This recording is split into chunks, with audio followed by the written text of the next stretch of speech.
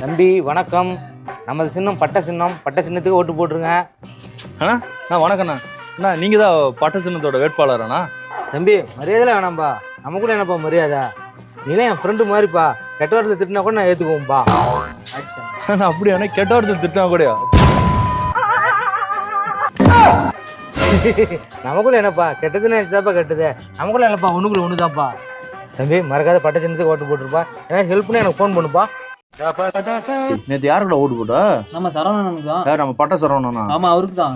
நல்லா பேசுனா மனுஷன். நான் கெட்ட வார்த்தை கூட பேசணும் எதுவுமே சொல்ல சிரிச்சுட்டு போயிட்டாயா? ஆமாயா, மரியாதையா தான் பேசிட்டு இருந்தாரு. எத்தனை எலெக்ஷன்லாம் முடிஞ்சிச்சு. எவன் ஓட்டு போட்டான்னு தெரியல. கண்டவங்கலாம் விழுந்தான். இந்த பேரு சரவணனே போறாரு. இப்போ பாக்குற அந்த ஆள் எவ்வளவு ஜென்யூன் பண்ண காமிக்கிட்டா. இப்ப பாரு போடா வாடான்னு கூப்பிடுறோம் எதுவும் சொல்ல மாட்டாரு. அப்படியா? டேய் சரவணா வாடாங்க.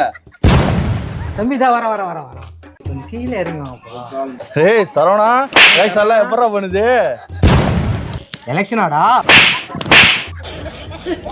ஏய் மரியாதை பேச கத்துங்க. என்னடா வாடா வாடாங்கிறீங்க?